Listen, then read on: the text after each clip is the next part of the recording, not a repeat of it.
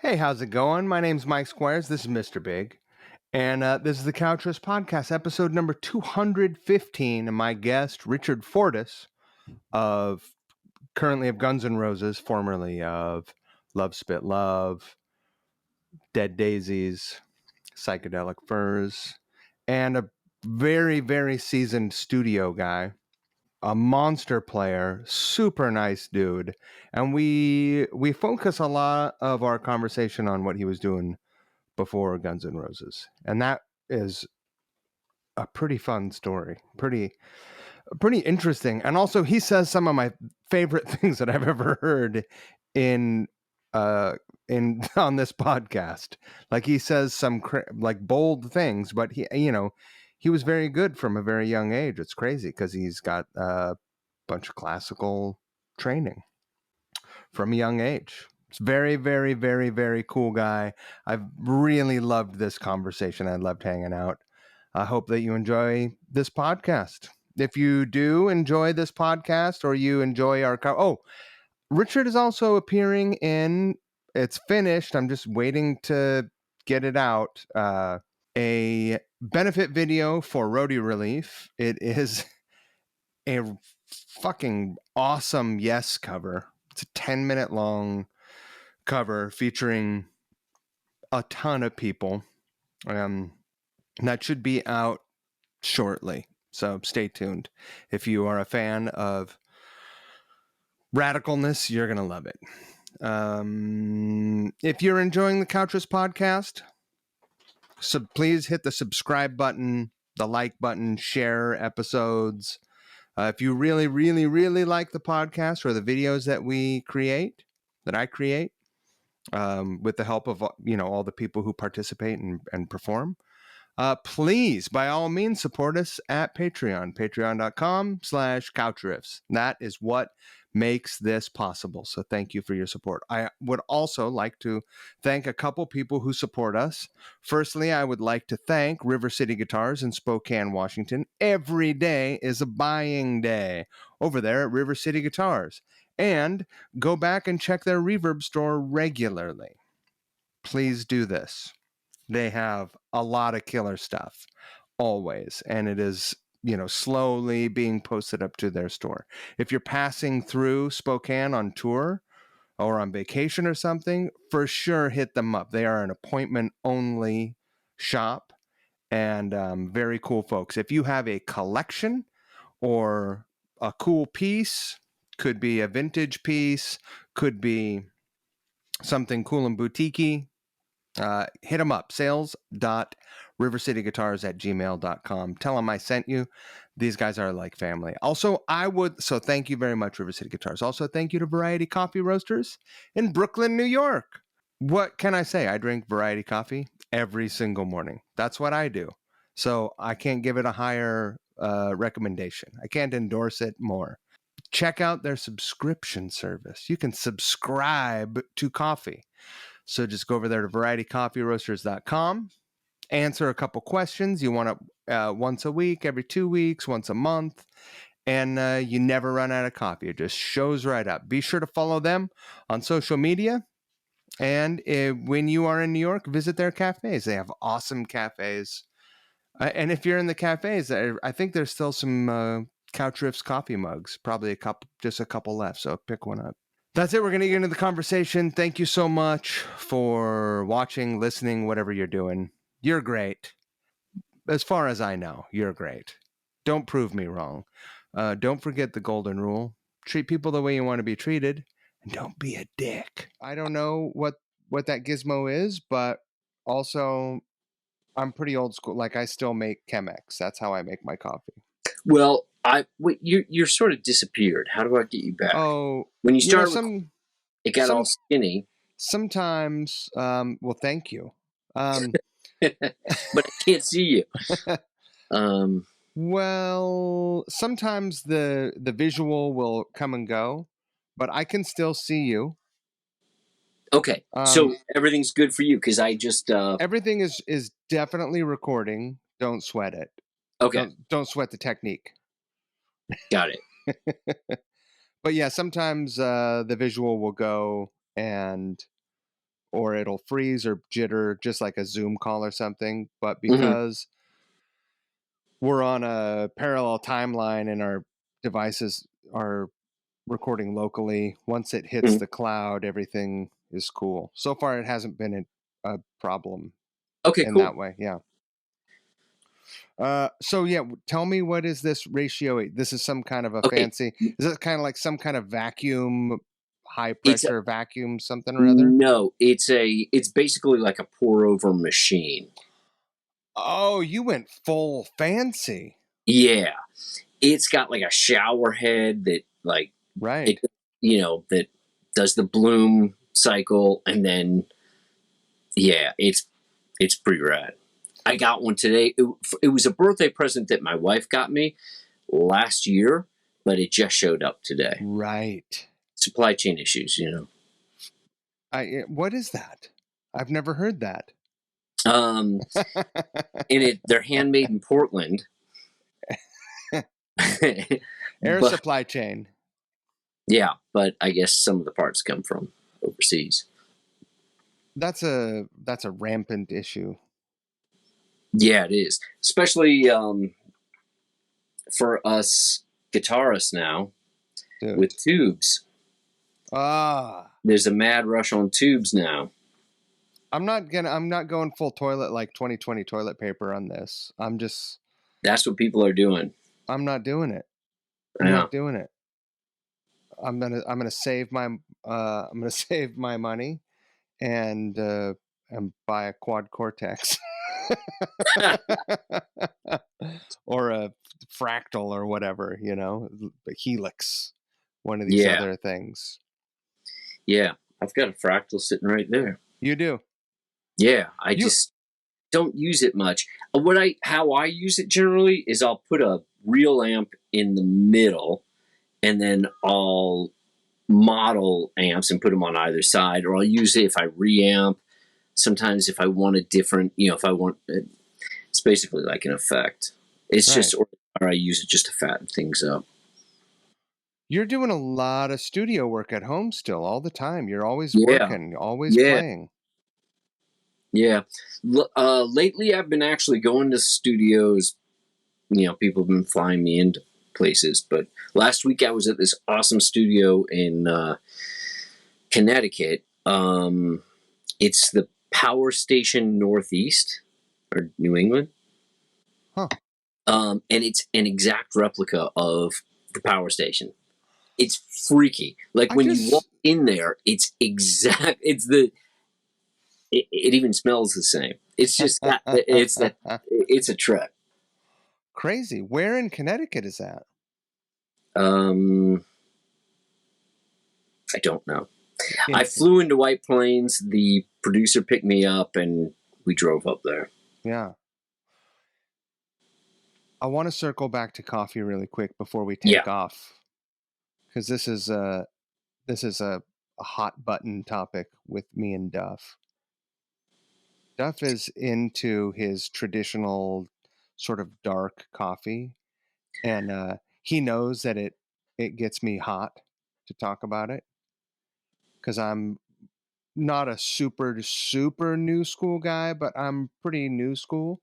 You don't see McKagan with doing a pour over with a. No. He's not. You don't he's see like him with AeroPress. No. That's not his thing. No, he's more of a Mr. Coffee guy. Yeah, just dump all the French roast in there and let it roast. He likes espresso roast because I have to assume you have trying to be sensitive about his preferences, but really, Duff, your coffee preferences suck. You're wrong. That's not sensitive.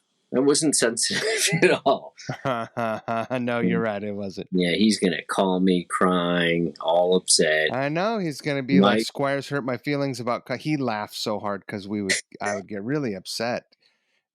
I mean, not really, actually, but we would have these heated conversations about how much caffeine was in coffee and how it can get roasted out.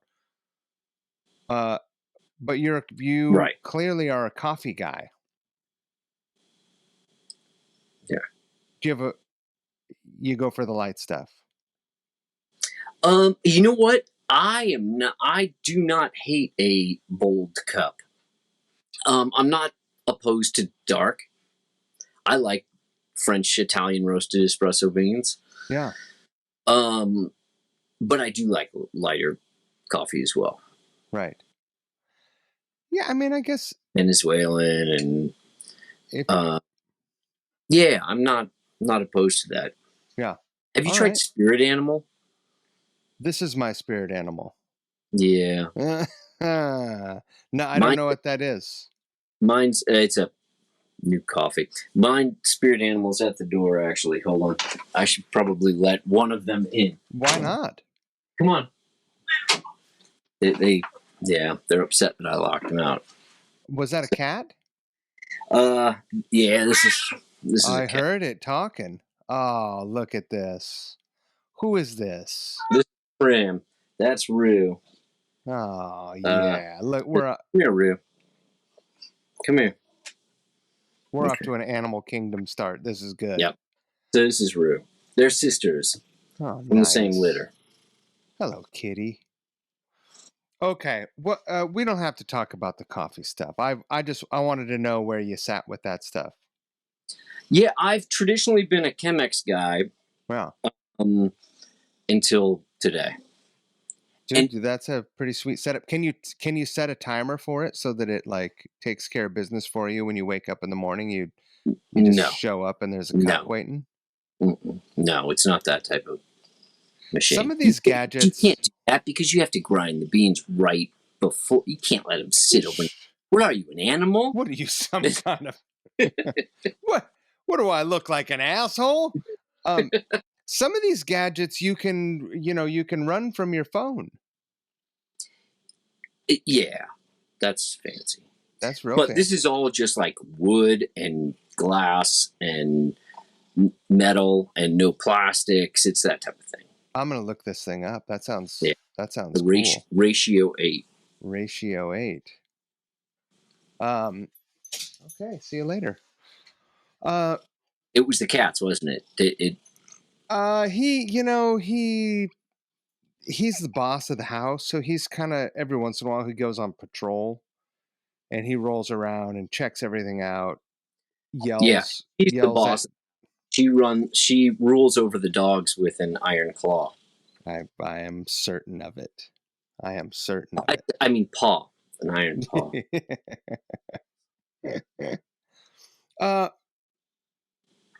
Let's start here. Here. With cats? With cats, yeah.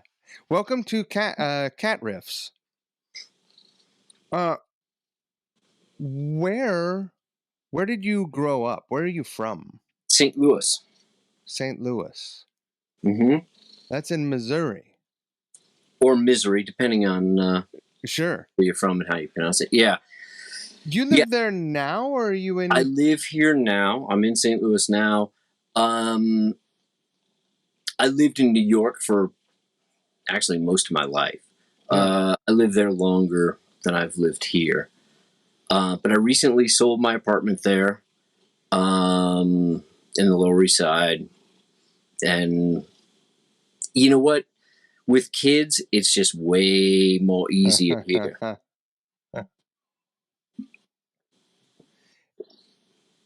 And with dogs. Sure. Yeah, it's a lot less treacherous. Yeah, dog city, man. That's a lot of work. We've talked a little bit. You were a musician from early on, and guitar was not your first instrument. No, violin and drums. Started on violin when I was about 5. That's an early start. Did you have siblings? I had a younger sister, but my mother, it's interesting. My father was not a musician, but he worked for a musical instrument company. He did? Yeah, St. Louis Music.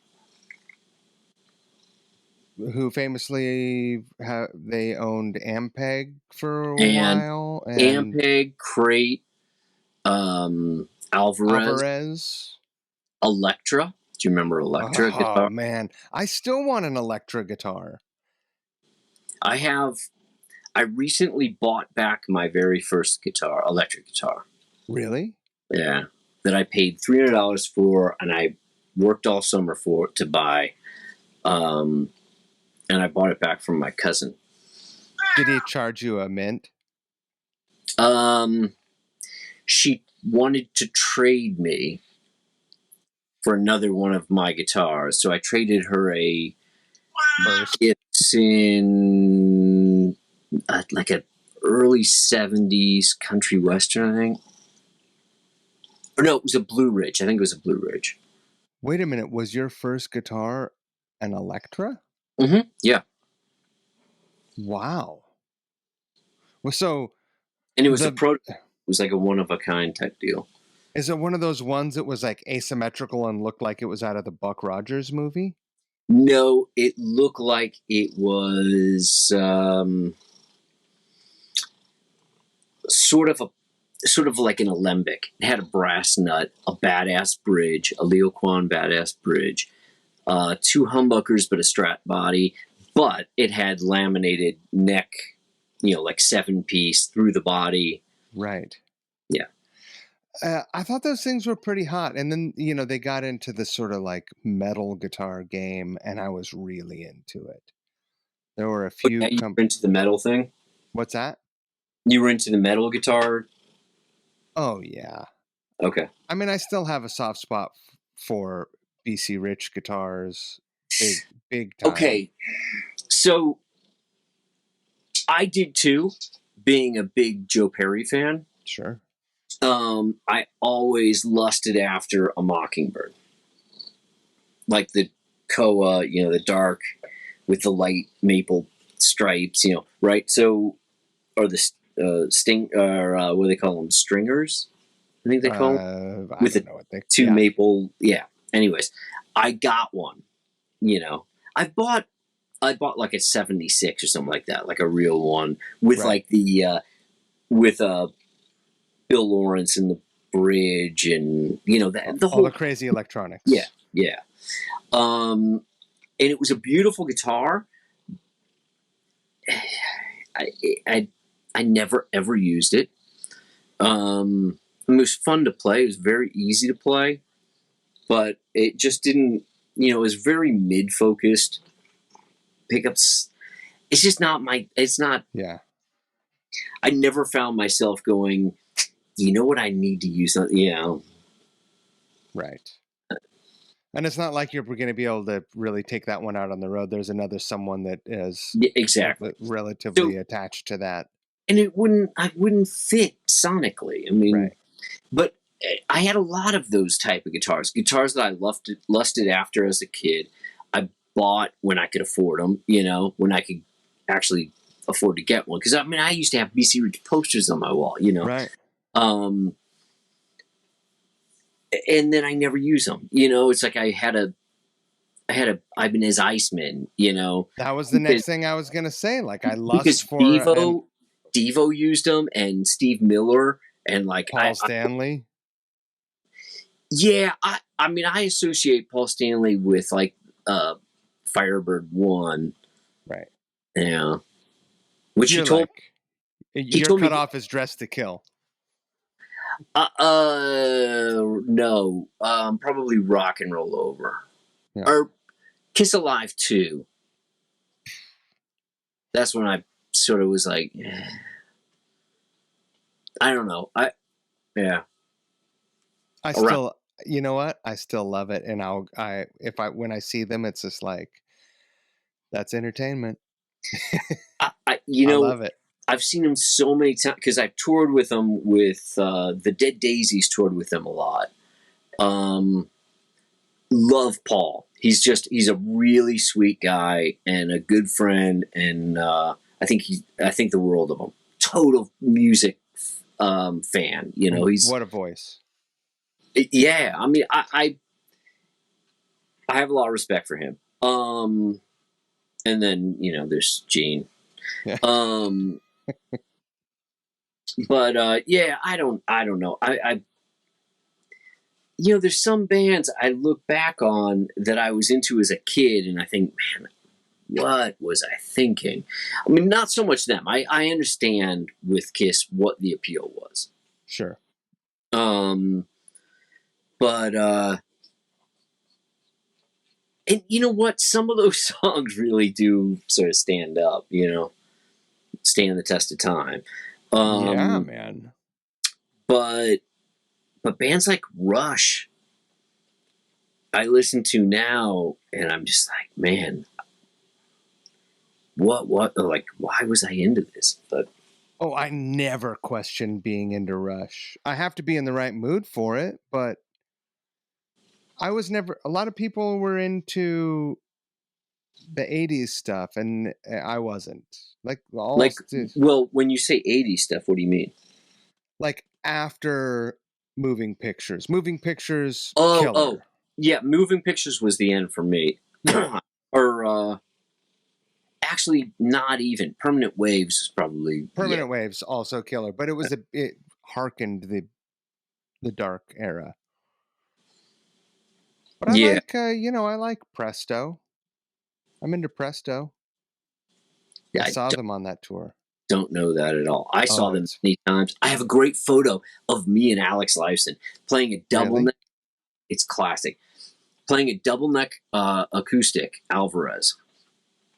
Because I got to meet him when I was like 12 years old, right? Oh my God. And we would go every time they were in St. Louis, we'd go to see them because they used different guitars or amps or whatever that my dad's company was giving to them. So I have a photo of me as a kid with Alex when he's got his permed long hair, right, the bangs, and he's got a huge canker sore on his lip. It's like total. It's so Spinal Tap, and then he's playing the bottom neck, and I'm playing the top neck of this. That's incredible. Pretty cool. I have a photo of Paul Stanley with an Alvarez guitar that's signed to me that says, Richie, keep practicing and maybe someday you'll be playing with us. He wasn't kidding.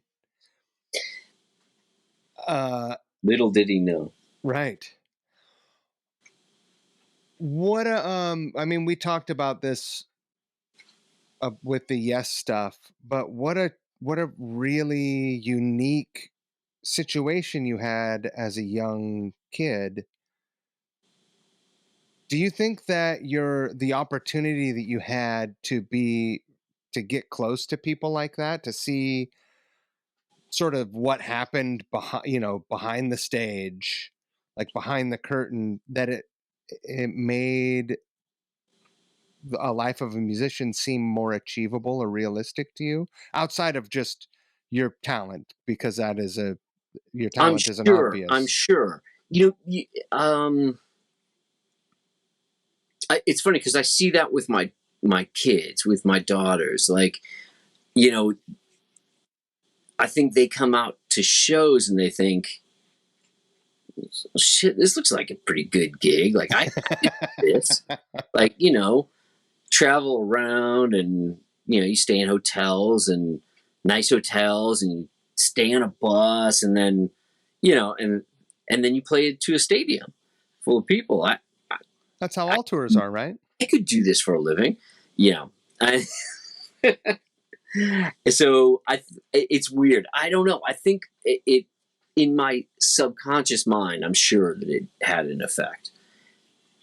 As far as my lust for rock and roll, it definitely was piqued by all of that. Right. The mystique of it, everything seems so intense when I was a kid and so big and so, well, when these things would roll through town, it would be like the circus kind of, right? It shows up, absolutely. The production sets up, you go, you get your young mind blown, and then they roll on. Right. And, I really, when I was a kid, we went to every show. Like, all my friends and I, through high school, through, we went to every show. Didn't matter if you liked the band or not. You went to every big show. Right. And I saw tons of bands I didn't like. I didn't like Styx. They had some songs, man. They had some songs. But like, when I don't know, when you're a kid, you go to all the big shows. Like, it didn't matter. Wow. It was the spectacle, it's like, I don't know. They were popular bands, so you went to see them. So you're playing violin, like violin was a choice, or was that a thing that your dad was like, all right, you're going to pick up the violin? My mom sort of pushed that a bit.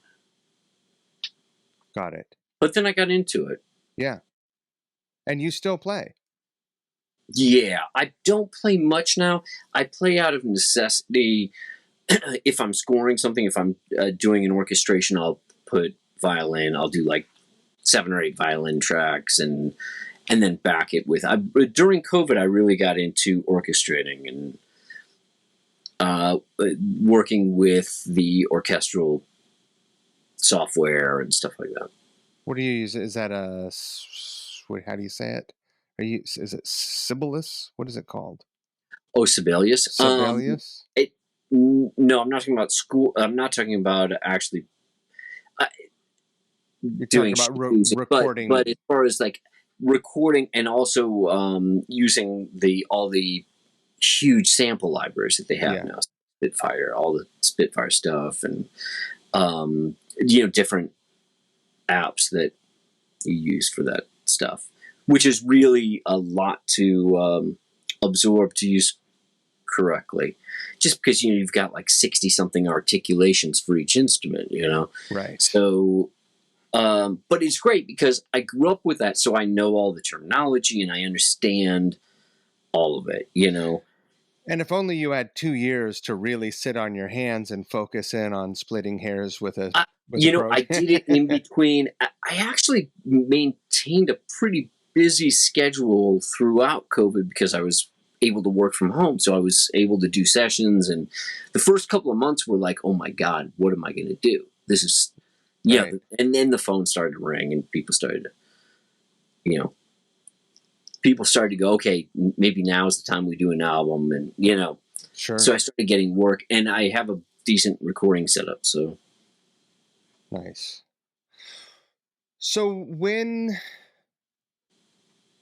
what was it about the drums that captured your imagination as a young kid? My grandmother bought me a drum kit for like Christmas or something. She was having a squabble with your mom and was like, I'll show her. I think so. She really pissed my father off. But bought me a drum kit and then I started to get into it. Did you take to it quickly? Yeah, pretty quickly. I had a drum teacher and it was, I really enjoyed it. Did you do school band and play drums? Oh yeah. You were a drummer in the school band. Mm-hmm. So how long were you a drummer before you got a guitar? Until I started playing drums when I was about 6, something like that, around the same time as violin, and then went till the end of grade school, so like 6th grade. Mm-hmm. And I remember the like 6th grade band concert, and I had a drum solo and got standing ovation. I thought, oh, this is great.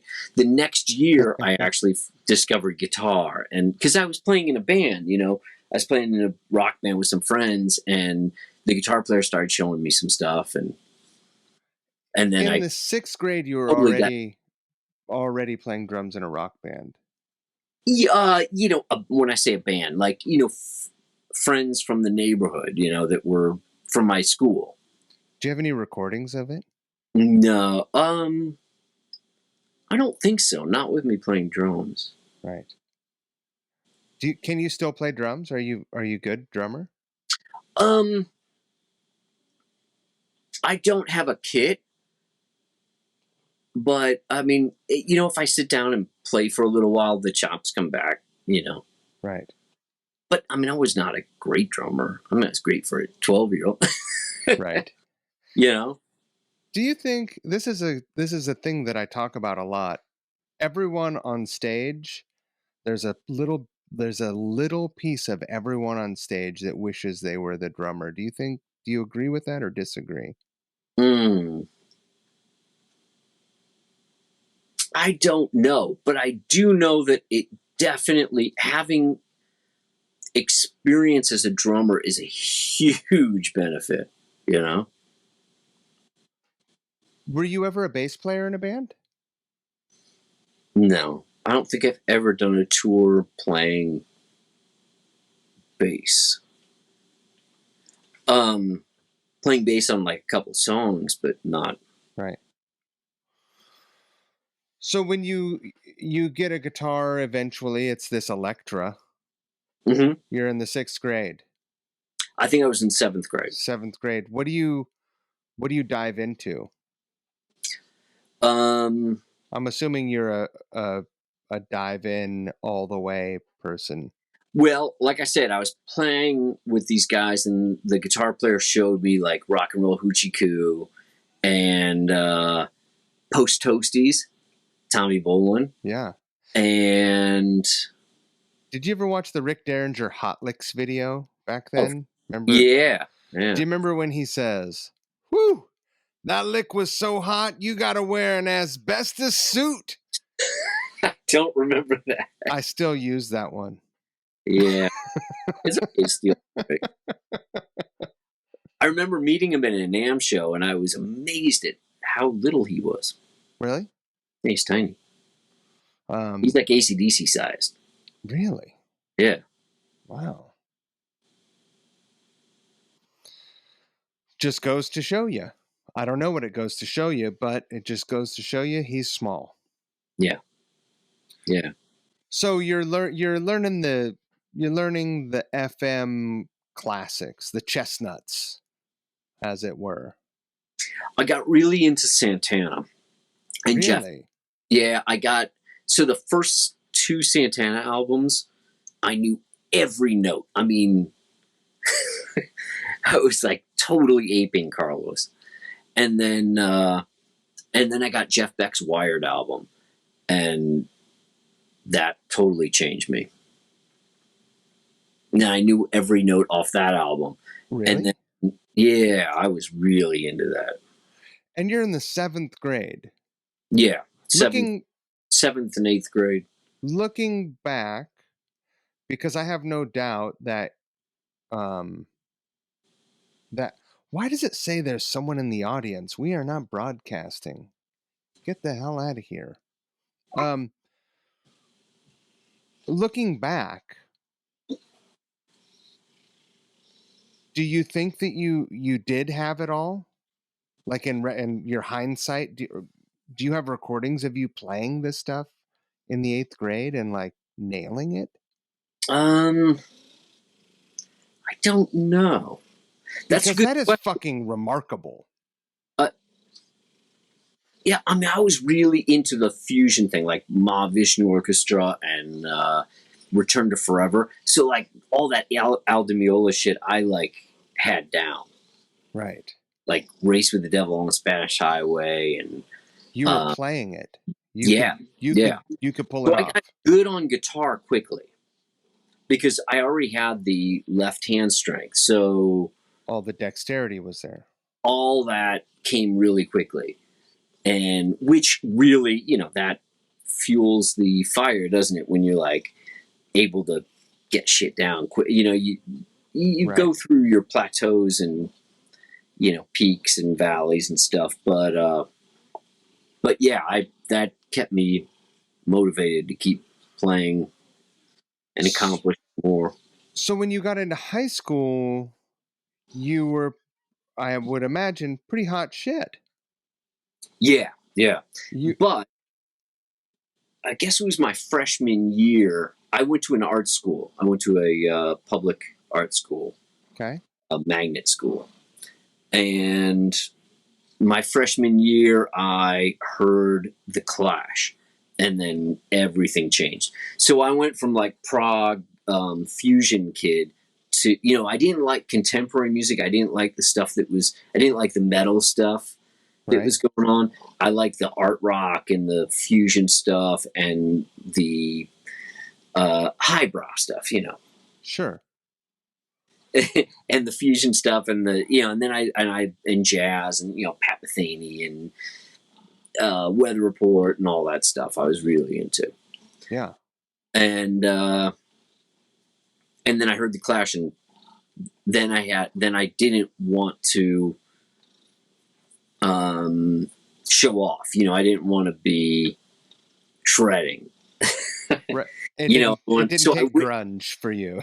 So I sort of hid that all, right, and really got into the whole punk rock scene.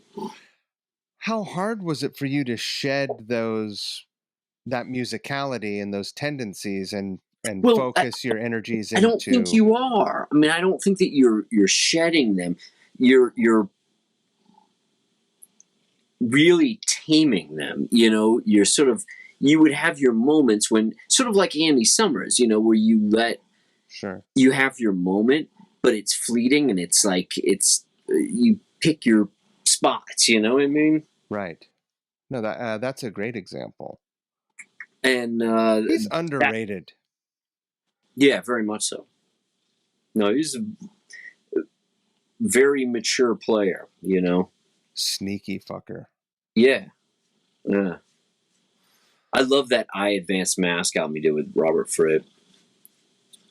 I don't know that record, but I'm gonna go check that out. So, okay, were you in any fusion bands? Were there other kids that were into that stuff before this came along? Yeah, I was playing with friends. I mean, obviously, when you're a 13, 14-year-old playing fusion stuff, you're not getting gigs. You're not like... There are two things you're not getting. You're not getting gigs or chicks. Right. So, then that band, the guys I was playing with in that got a singer, and then we all started doing more punk rock stuff or new wave stuff. It's kind of like what Bad Brains did, but they went hardcore. Right. They were all fusion guys. Yeah, man, I love the Bad Brains. Oh.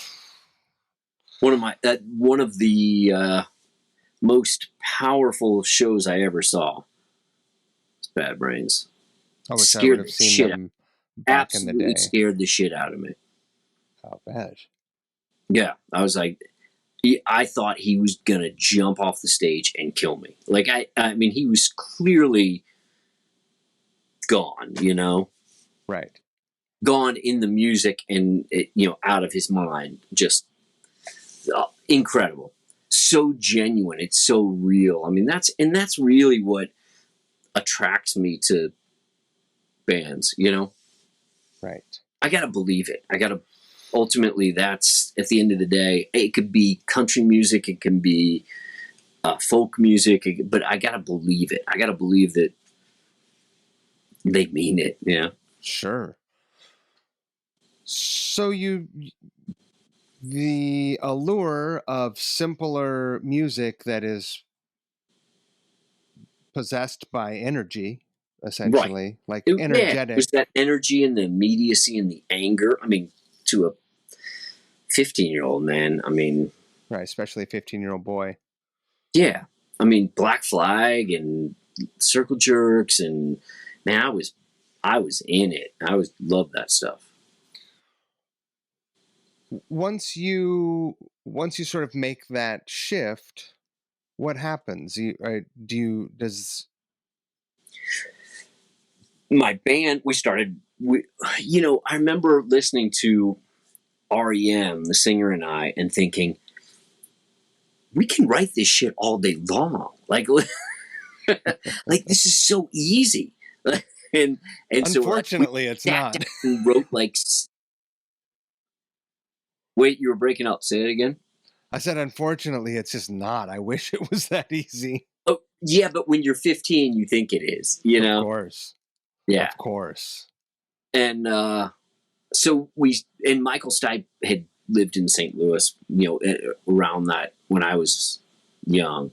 Right. But anyways, we sat down and wrote a bunch of songs and started getting gigs at underage clubs. And that was the beginning, How did that go? Was it great? There was a bunch of underage clubs in St. Louis. So and there weren't a whole lot of young, we weren't like hardcore. We were more like, I don't know, what do you call it? New romantic? Like, U2, Police, Clash, to the beat and Jam, stuff like that, Cool. That was the type of stuff that we were doing and the type of stuff that we were trying to emulate. Did you guys make any records? Did you guys do some recording? Yeah, well, that band, when we became old enough to play in clubs, we started playing all the clubs in St. Louis, and we got a really big following, and we would travel to all over the Midwest. So we would go to all the college towns, Columbia, where Mizzou was, Springfield, Missouri, Springfield, Illinois, Champaign-Urbana, Carbondale, Illinois, Lawrence, Kansas, Kansas City. We would because St. Louis is like we'd play Chicago, we'd play Indianapolis. There's a 5-hour drive to any of those places. It's a great place to hub out of. Yeah. So it worked out well, especially for college music, which is what we were playing. And we had a big following. I mean, grassroots following where we would go. The first time we'd play Mabel's in Champaign, there'd be nobody there. But, when we'd be opening for somebody, and then the next time there'd be 10 people, and then, you build it. And we built it in a big way. And, we would play 2 nights at the Blue Note in Columbia, which to us that was big, You were kids. I mean, that was big. We were doing well, and we were attracting a lot of label attention. And so labels were flying in and sort of courting us, and we signed with Atlantic Records. And we didn't sign with an indie because Uncle Tupelo was from St. Louis as well, so we were playing the same type of places, but they signed with an indie label, and they were also much better than us, but I mean, just as they wrote great songs, right? I mean, what a band! I mean, Jesus Christ! Yeah, and it's funny because I always thought that Jay was the soul of that band. I mean, I thought he was the money, but then Jeff goes on to change the world. Yeah, arguably, he's great. I've seen him play acoustic a couple times, and it's just like, forget it. He used to come see us all the time. We were a totally different type of band. We were like an arena type band playing in a club, but like U2 or something. That's what we aspired to be, I guess. Sort of cheesy. I mean, isn't all music? I don't know, but that band signed to Atlantic. We went on tour opening for the Psychedelic Furs, and then they asked me to come up and play with them after we'd finish our set, and I was playing violin with them. And wow.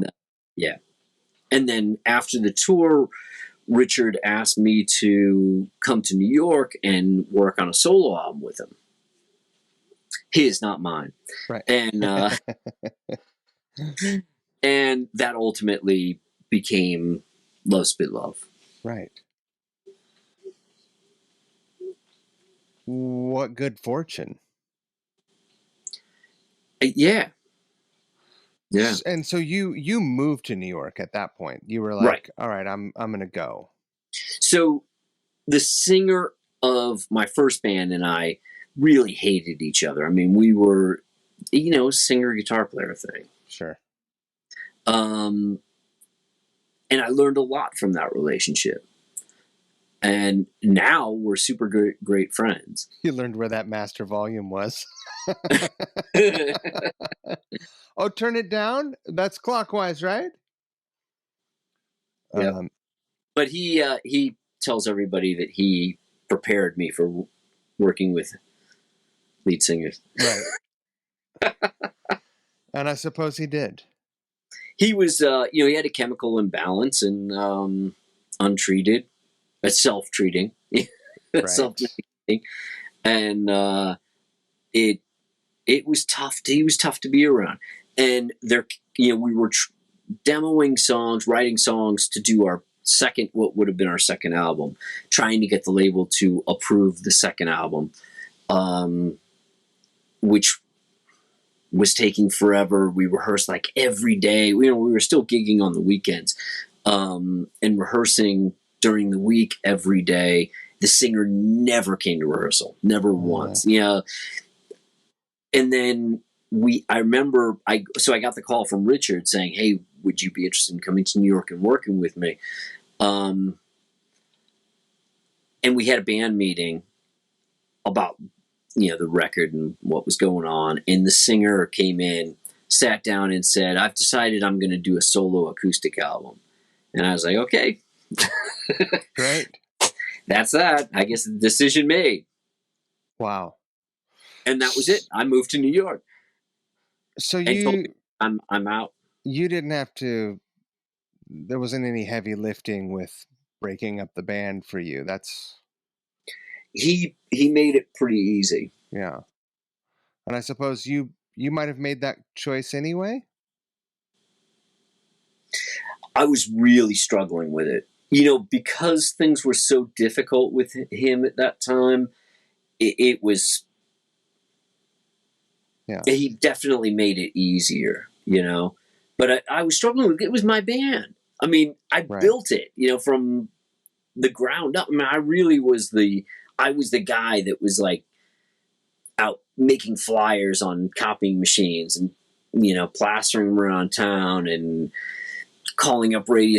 I was the one that was doing most of that type of stuff, like Svengali the whole thing, trying to figure out how to exploit it. Right. And build it. And so, all right, so you go to New York, you show up. New York, had you been to New York, or I guess you probably had been through on tour? Sure. Right. So it wasn't like you were flying in blind. No, my grandparents lived in New York. My father lived in New York before, So, yeah, I mean, my grandparents lived in the Bronx. And as soon as I got there, it was for the first time in my life, I felt at home. Wow. I was like, these are my people. This is where I belong.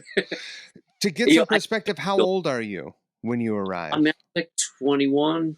21. Yeah.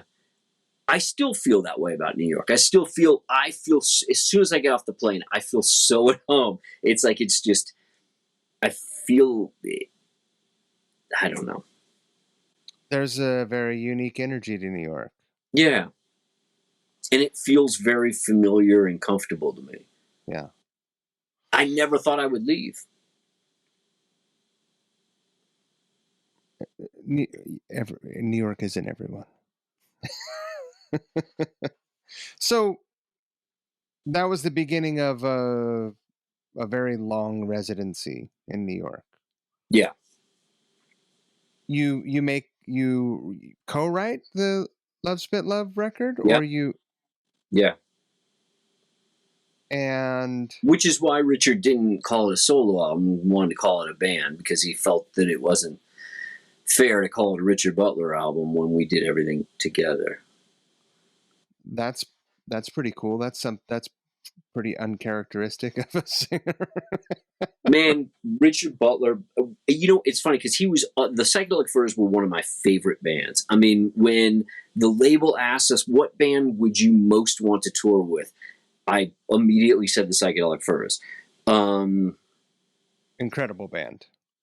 Yeah, I was just a huge fan. I saw them on the Forever Now tour when they had a female cellist. Yeah, it blew me away. There was just something so mysterious about that band. They were so,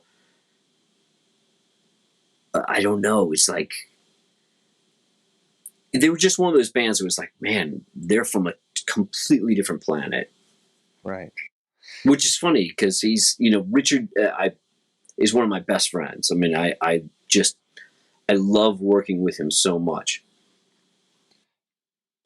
Do you think that bands will never carry that kind of Mystique again because I don't know. I mean, I'm fortunate because my band really works to maintain that. Right. But I know what you mean. It's a different world, and honestly, with some bands I really like it and I find it endearing, but with a lot of other bands, it's like I don't. Yeah, it just doesn't. It ruins it for me. Well, you know everything about every member by doing a quick Google search, and you see Yeah, but as far online as like document. social media and stuff, like I don't want to watch Mick Jagger having coffee. Right. I want to think that he's in bed having coffee brought to him. Sure. Surrounded by naked women. I still want. He's probably got a Mr. Coffee. You think? I bet he doesn't have a ratio 8. I bet he has I bet he has an espresso machine. You think he's got a Nespresso? No.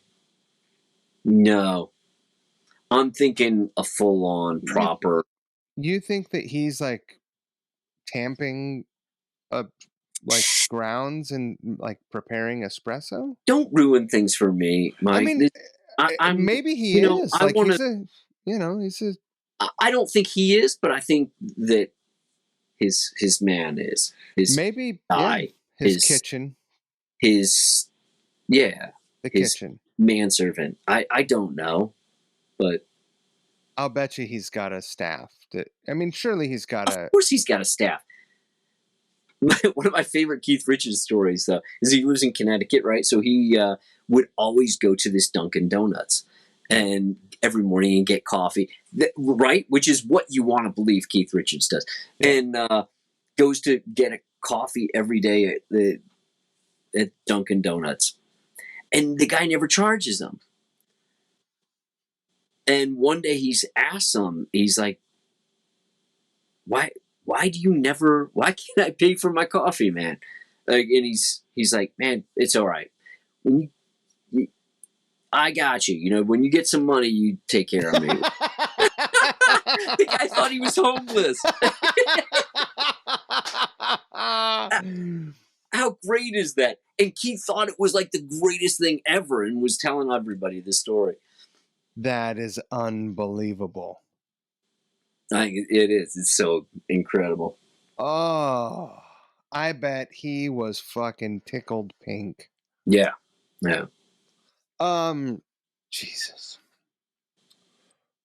All right, so you get to New York, you make this record, you guys go, you tour the record. You made how many records? 2 with Love Spit Love.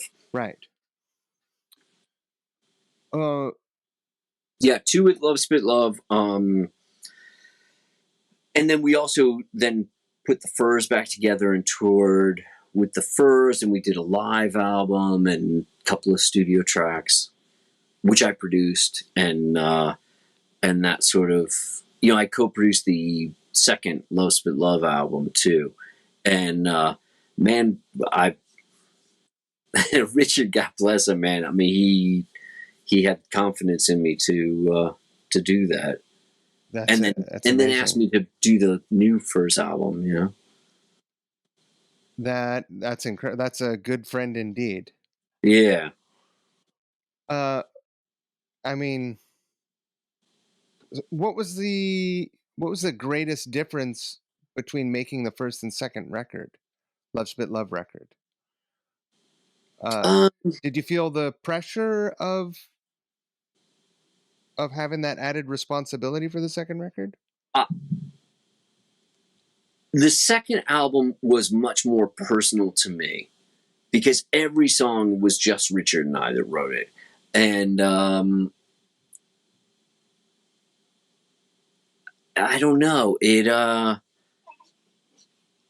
don't know that there was pressure. I never really thought about that. I just wanted to make a great record, Right. In the first one, I was just so green, and just learning as much as I could, work, and plus Dave Jordan was producing it, and I'm not that proud of that record, though it's better known. The record company was better because it was Imago. They were really doing well at that time. And then we signed to Maverick, and that was just a mistake. It wasn't. I don't know. It was a mistake. It was the wrong time to be on that label. Right. And at this point, you're 21 when you show up. When you make the second record, you're 23. Something like that. Still pretty formative years, if not for your playing, because you're pretty well fully formed as a musician at that point. Yeah. Yeah, pretty much. I mean, yeah. And I was doing a lot of session work in New York. In addition, because I came in as part of the Furs, so I had this, I had pedigree, right. And so I was in this circle of musicians and producers and ballet dancers and actors, and it was this just, it's New York. Right. And it was very fertile at that time. And so you do a couple of sessions, word gets out, producers start hiring you over and over. And this is back when there were budgets and so I was working a lot. And then I started doing a lot of jingles, working for jingle houses, doing sessions, doing hip hop stuff. I was playing on like all the Puffy stuff. Really? Yeah. Crazy. I actually, I played on All About the Benjamins. Are you fucking kidding me? So I go into the studio for that session, and they put in a cassette of Perfect playing that riff, like All About the Benjamins riff, that rock. Right. They had demoed for it, and then they just used. And I think Dave Grohl was the drummer on that session. Really? So, but that was what we learned. Was that? Yeah. I think Tommy got ripped off on that. I know there was some. I'm talking about it, and it was some bad blood there. Yeah. But he was in the video. I wasn't in the video. That is amazing. So that's not Tommy playing bass on it. It was me, Dave Grohl, and I forget who the bass player was. It was one of those things where I would show up at. I did tons of stuff there. Right. At that time, Puffy was huge. He was like it was before. Actually, it was before he was P. Diddy, you know, it was before. Right. But he was still like, he was the golden child. You know, everything he produced was huge. He was still getting name checked in songs and stuff. What's that? He was still getting name checked in songs. Right. So you did probably hundreds of sessions. Yeah.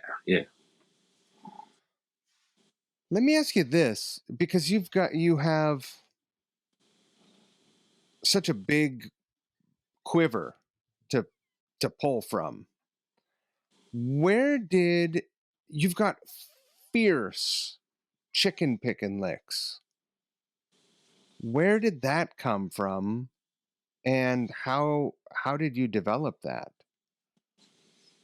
Okay. I was a huge Steve Morse fan, right? Dixie Dregs. Okay. When I was, 13, for that whole fusion period, Sure. Huge Dixie Dregs fan. I love Steve Morse's playing. And then from that, Danny Gatton, and just really fell in love with that type of guitar playing. And so I sort of went through a period where I really obsessed over it. Now, my right hand was already really developed because I studied classical guitar, conservatory in St. Louis. So my right hand was developed. And, I don't hybrid pick. So You don't? And I don't. I tuck my pick. So I tuck it. Oh. I have it like this, and then I just tuck it in my first finger like that. You pull an Eddie Van Halen, but for your finger style. Yes. Okay. And then I play with these my thumb and these 3 fingers. So my first finger, my I finger, is tucked. Huh. So it's not like the traditional, right, where you're holding your pick. Yeah. Does anyone else do that you know of? Yeah, I think so. There's a couple of guys. Do you know? Man, there's this kid, Chris Buck. Oh yeah, from the UK. Oh my God, I love that kid. He's really good. So good. He's so musical and so lyrical in his playing. It's just beautiful. I love what he's doing, and he plays mostly with his fingers. There's something really personal and intimate about playing with your fingers, that you just can't achieve with a pick. Right. And tonally, there's an expression that it's just so much more.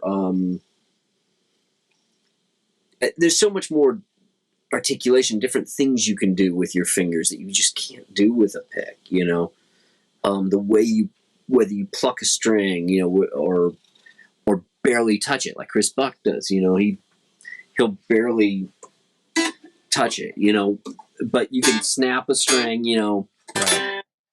It's that. I love that. And Jeff Beck, sure. The way it's just, there's something, there's just it's much more human in a way. I don't know. He stopped using a pick a long time ago. Yeah. In the 70s, he dropped it and was like, screw this.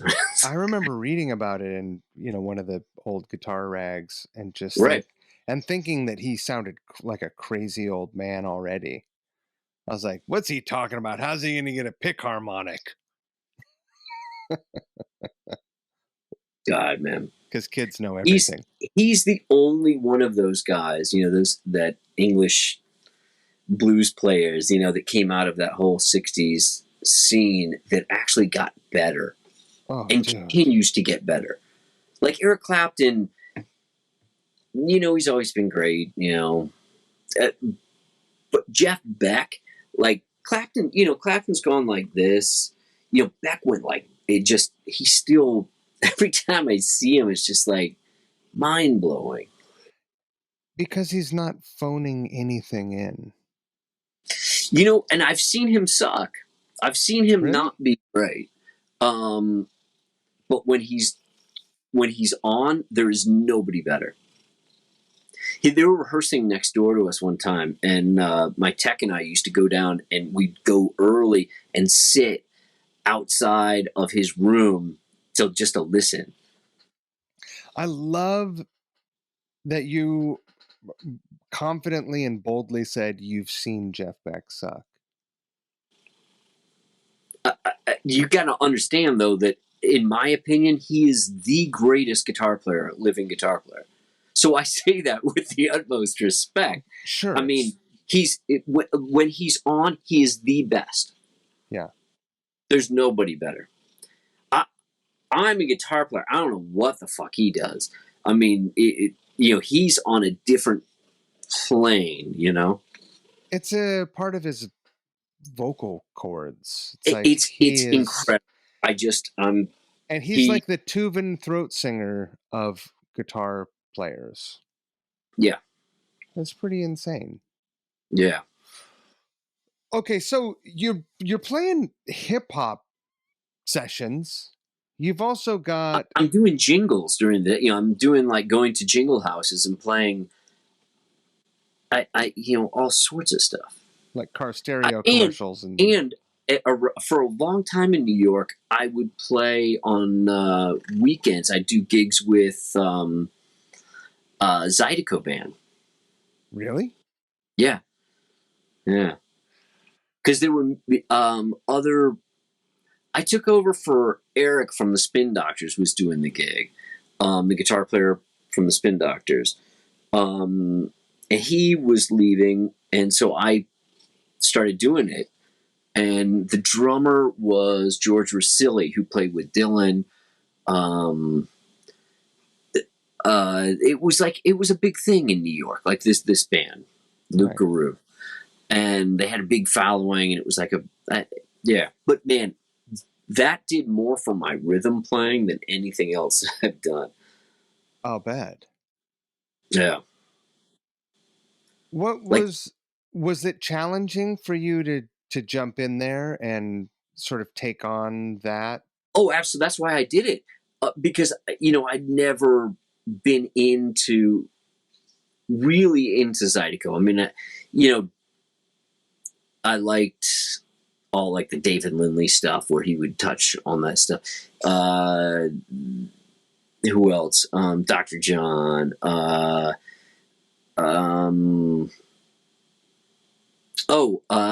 Gatemouth Brown. Sure. So it was sort of periphery for me. And it really made me dig into it in a big way. And it really, I really enjoyed it. So by the time this comes along, how long had you been in New York? Oh, I've been in New York for a while, probably. And I would do it, it was the type of thing where I would do it when I was in town. So you had been in New York at this point for 5 years?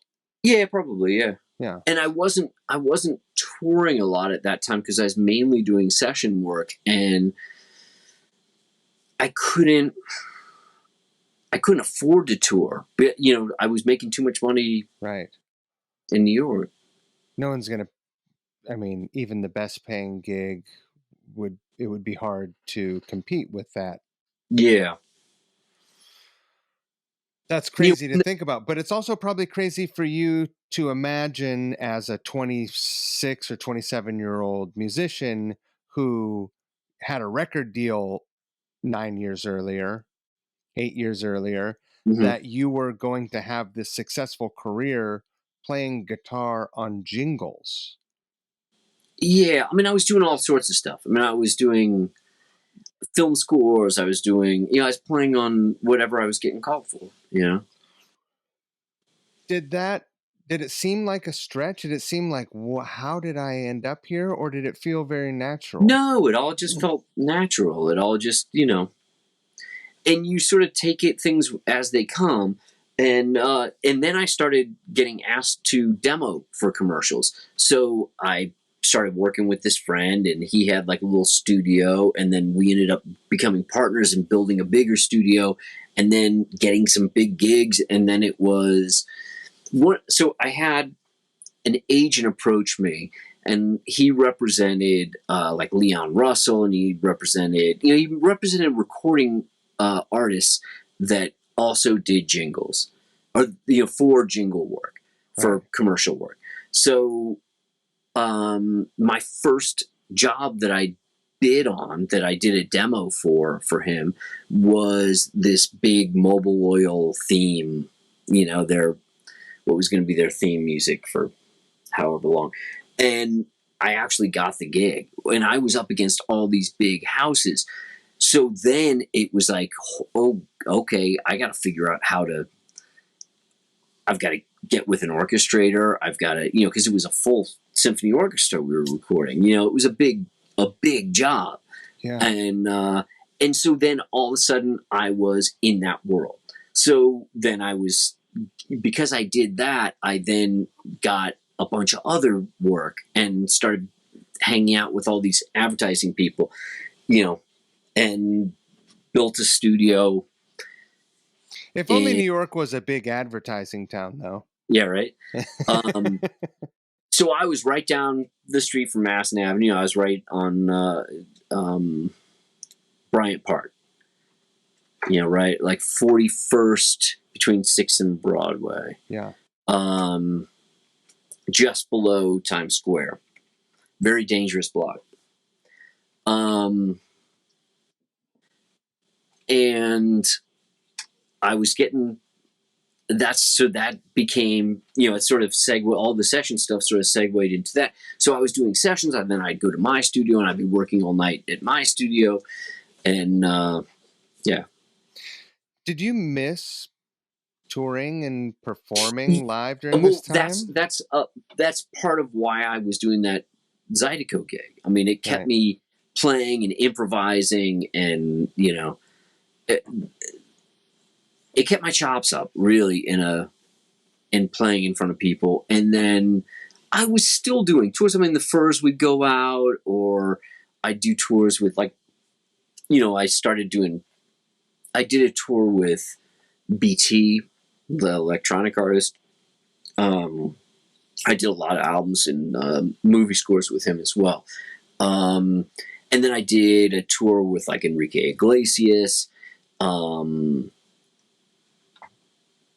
I did a tour with... How do you get called? I mean, how do you get an Enrique Iglesias gig? Because you're the guy in New York. I mean, it's the same way I got the call for Guns N' Roses, Right. I got a call. Hey, the manager for Guns N' Roses. We hear great things about you. Would you be interested in coming and auditioning? It's that type of... Now, Enrique, that was probably the first gig that I actually auditioned for. Usually other people in the band, and they're like, "Oh, we should get this guy," know, and then they call you and say, "Are you available?" I turned down some amazing tours. Really? Yeah, that were really tough. Like turning down Iggy Pop was a tough one because he's like my favorite frontman. I'm such a huge Iggy fan. What David era? This was not a... Okay, so one of my best friends was his guitar player for years, and Iggy really fucked him over with publishing on like that Naughty Little Doggy album or something. And so Eric left. Yeah. And then they called me. And it was like, this is one of my best friends. Like I couldn't and I was busy, and it was like Before you told that story, did you fucking say you said no to David Bowie? Yeah, twice. What the fuck? I not because I didn't want to do it, but because I was on another tour and I couldn't make the dates. I had other commitments. I couldn't do it. I know. That was my dream gig. I mean, well, and Iggy Pop. I mean, those two like are really still hurt, Wow. But yeah, so I got called twice to do it. Wow. Yeah. Yeah. Sucks. Yeah, that is a real feather in the cap gig. But I got the call because I'd worked with, I think one, Page Hamilton was leaving because he did it for a minute, Right. and he told me that he told Bowie, he's like, man, I really appreciate this gig, but I'm just not the right guy. He's like, you should get this guy. And then another time, the drummer Sterling, who I'd worked with doing sessions, he had recommended me. It's like, oh, we got to get. Wow. I know. That's, I mean, it's kind of one of the, it's like, that's almost the more crazy thing that I've heard you say in this conversation than the Jeff Beck thing. Wait, that I said that I've seen Jeff Beck suck? Yeah, that is less shocking to me than to hear you say you had to tell David Bowie no twice. Yeah. Jeff Beck, I mean... Yeah, no, I get it. I think that's pretty widely felt about him. When he's on, he's the best. When he's not, he's not. I saw him play once with Stevie Ray Vaughan, and they did a tour together, and I saw him twice on that tour. And the first time I saw him in St. Louis, and Stevie, man, he mopped the floor with him. I mean, because they've come out at, I know, and I was shocked, but Beck just wasn't into it. Right. And then the next time I saw him, it was the exact opposite. Like, Stevie couldn't touch Beck. He was just like... Right. I saw him play 3-piece, and what is that? Is it theater? Jeff Beck? Yeah. With Bozio or with Tal and... No. He had Vinnie Caliuta. This was like 5 years ago, maybe. And Tal... 3 years ago. No, Rhonda Smith. Oh, okay, and it fucking slayed. Yeah. There was so much shit coming off the stage. You just didn't even... And I was in the front row. I didn't know who to concentrate on watching because I was so overwhelmed by what was happening. It was... Yeah. It fucked me up. Yeah. Okay, so who else did you tell no to? You don't have to tell me if it's... Nine Inch Nails. Really? Yeah. Which is another one that I would have loved to have done that gig, but it was fucked up what they did. I mean, I was speaking to Trent, and he told me, he's like, before we get into anything, I just want to tell you that, like, looking for a guitar player, like, 4 different people have brought up your name. He's like, so just know that your reputation's out there, that is out there. Right. And which, that's great to hear, coming from Trent Reznor. But I was the right guy for that gig. Like, we right. Well, I mean, honestly, Robin is the ultimate guy for that gig. I mean, Robin's such a great player and is just, he's made for that band. But I really wanted to do it. But it would have been such a slap in the face to Axl. I couldn't do it. You were already doing the... I was in Guns, and it was a period where we were down.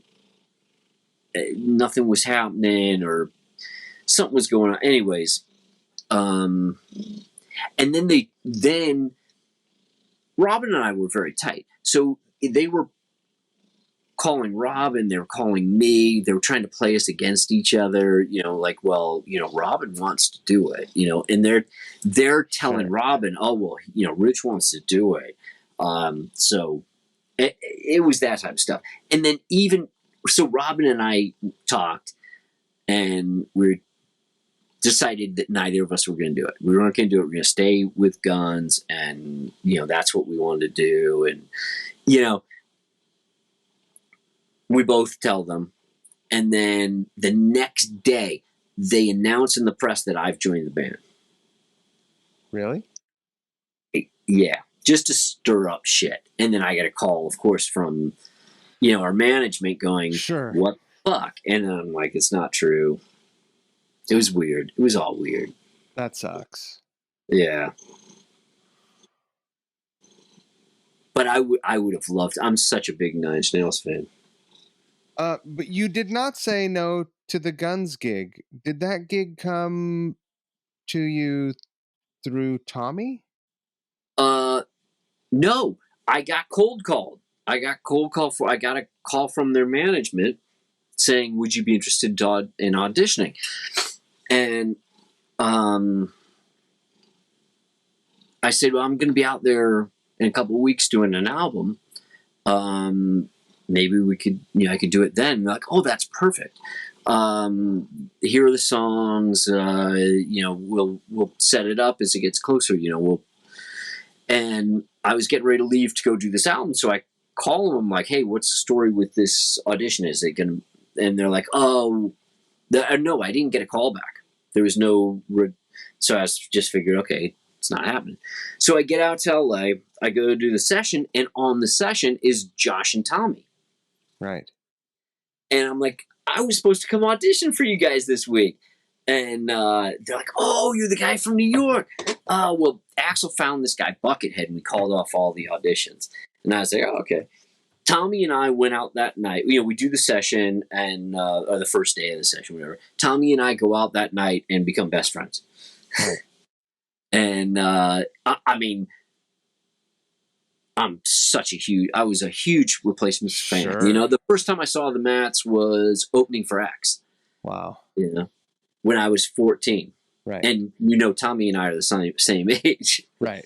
So, anyways, so next time they needed a guitar player, Tommy said, hey, let's call Fortus. So, that's how it went down. So, actually, there wasn't a crossover. There was no crossover period where Buckethead and you were playing. No, yeah. When I joined, Buckethead was still in the band. It was me, Bucket, and Robin. Right. And we toured that way. I thought so. And so when Buckethead left and there was that vacuum, he's a fucking crazy guitar player. Like, I don't know, amazing. like what I don't know what very musical. I don't know very, what he's musical. doing. He's like, what is happening? Yeah, he's incredible. What is happening? Did you pick up some of that? Pick up some of those parts, some of the insanity? Okay, so it was for a while there, it was just me and Robin.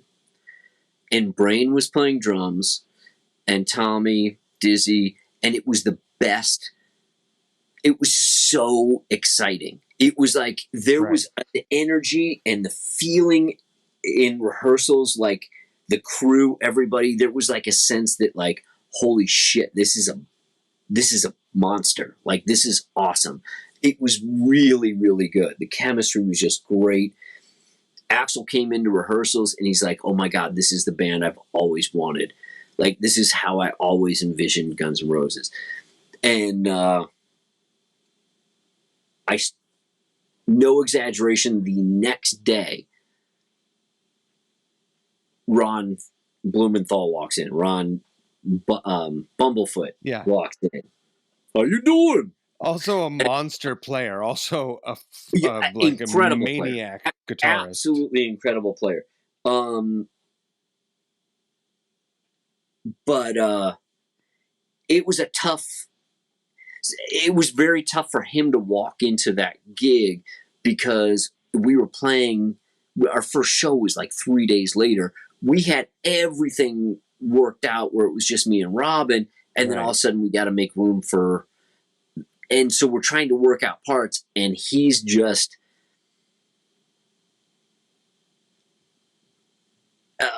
clearly not interested. Like, he's going to do what he's going to do. He's going to do his thing, and it was weird, man. It was weird. And we were also sort of bitter that he was there, that Right. what the fuck? Like Weird we band dynamic.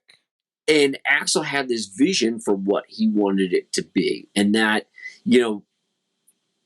that sort of guitar pyrotechnics thing that Bucket brought to it,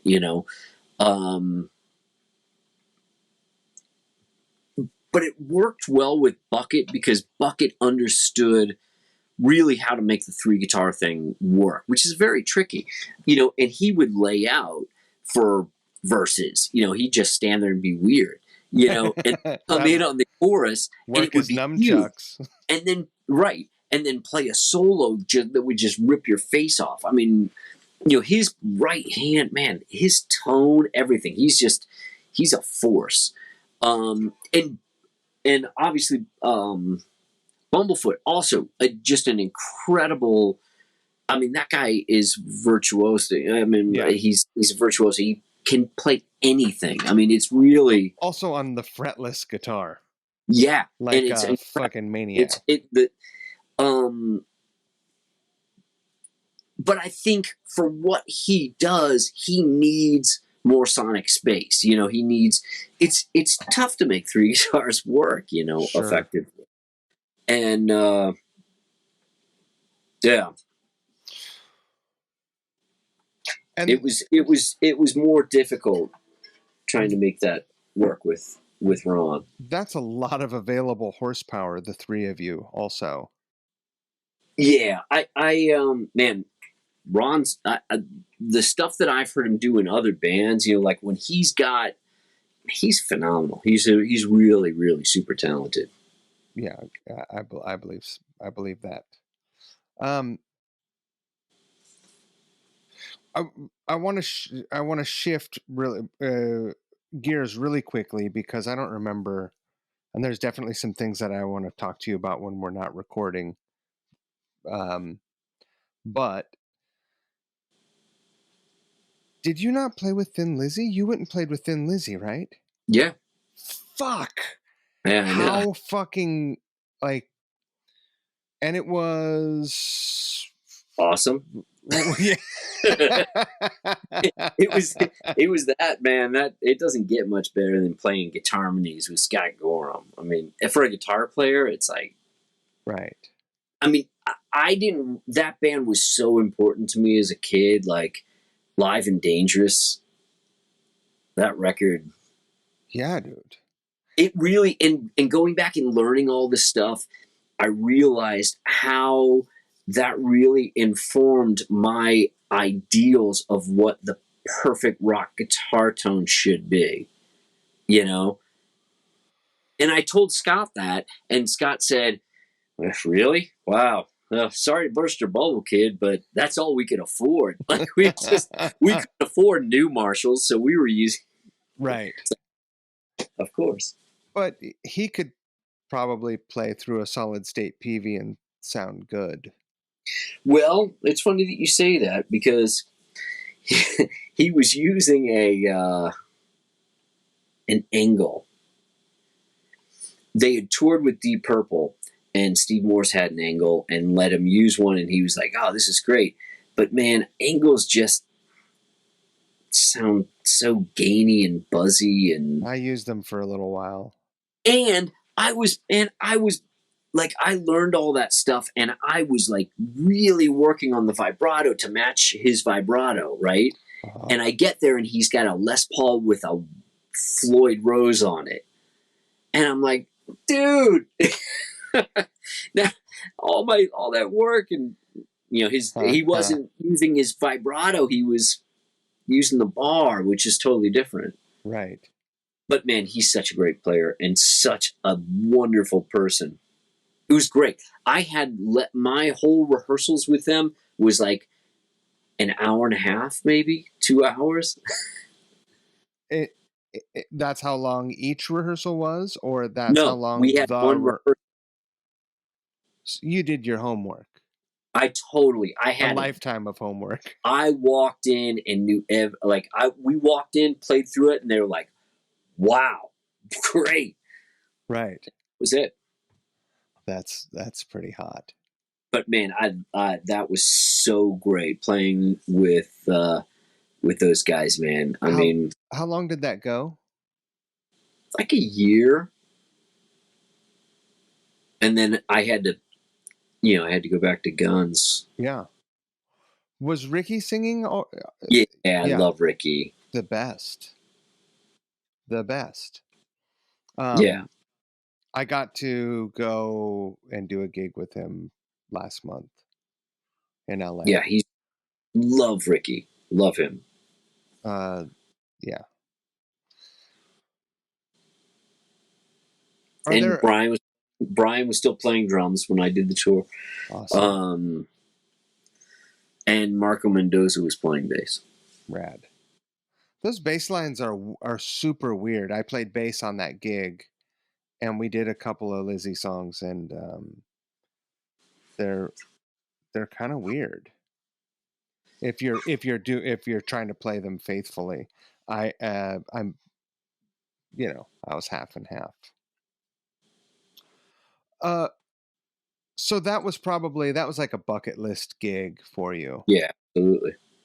Are there other, just because we've talked about gigs that you've had to say reluctantly had to say no to, Mm-hmm. are there other bucket list gigs that in a world where opportunity and availability, saw eye to eye for you, that you would jump at the chance to do? You've got a pretty good gig right now. Yeah.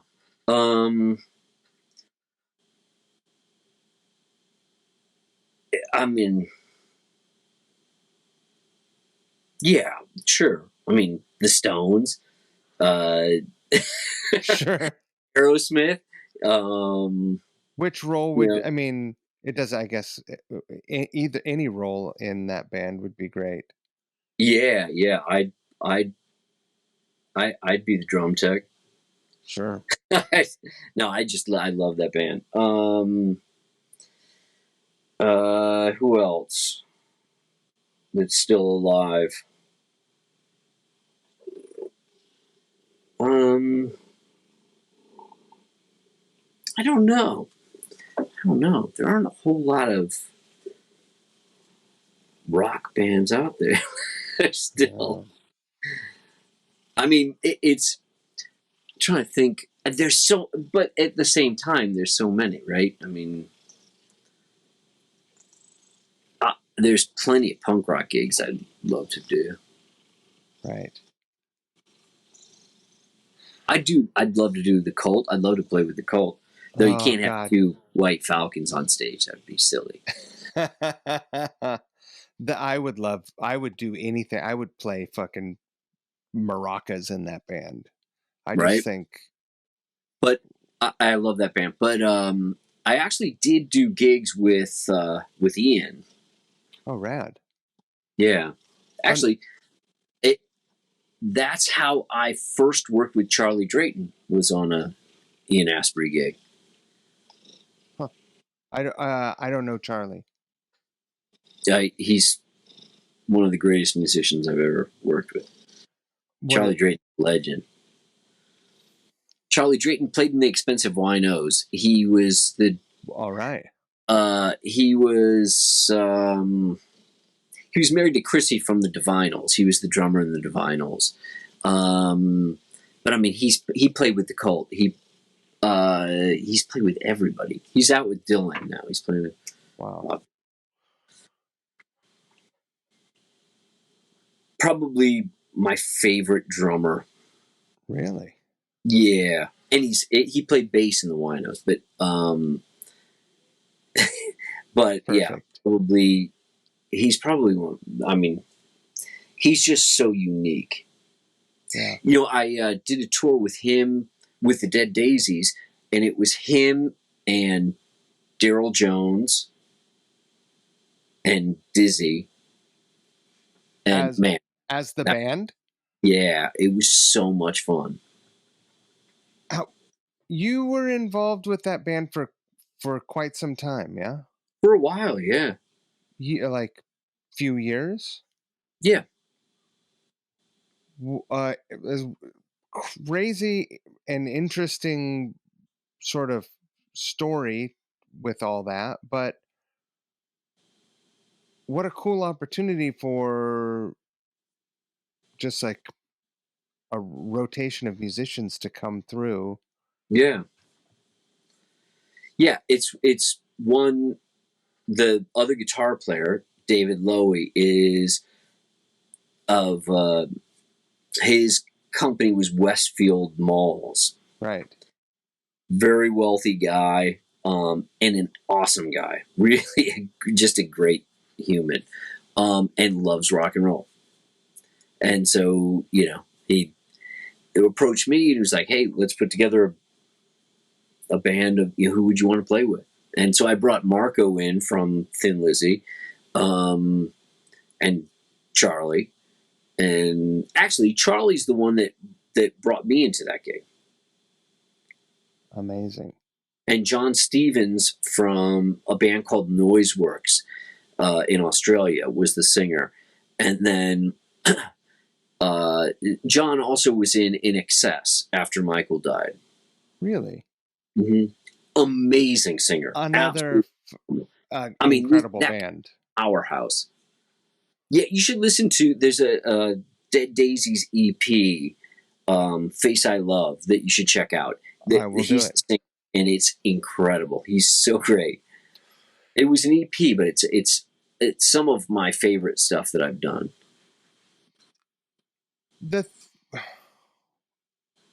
Maybe I'm way off, but talking with you and hearing all of the things that you've done and seeing you play a number of times, Mm-hmm.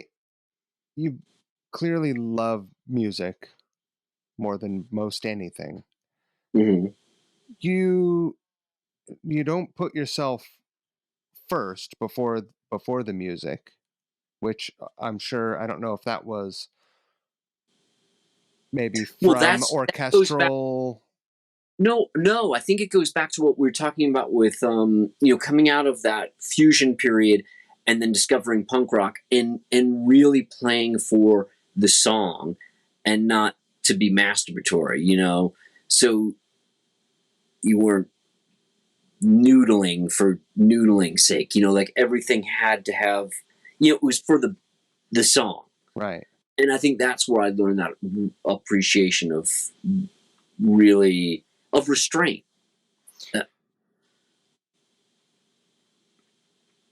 You also are either co-writing or serving other people's music. What about Fortus? The band? Yeah.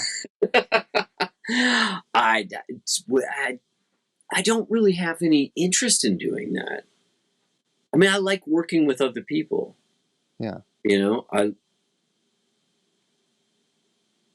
I don't know. Just trying to, you just you don't know.